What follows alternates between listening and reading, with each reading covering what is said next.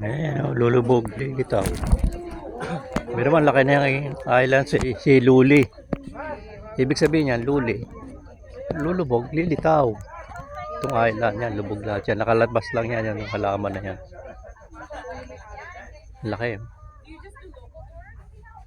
Kaya gustong gusto ng mga inchik na kuhanin to eh.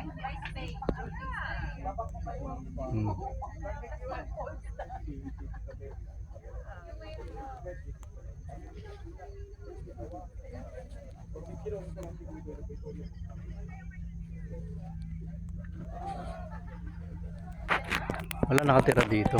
Yung mga mga nagtitinda. Saka may sarili silang bangka. Pupunta rin magtitinda.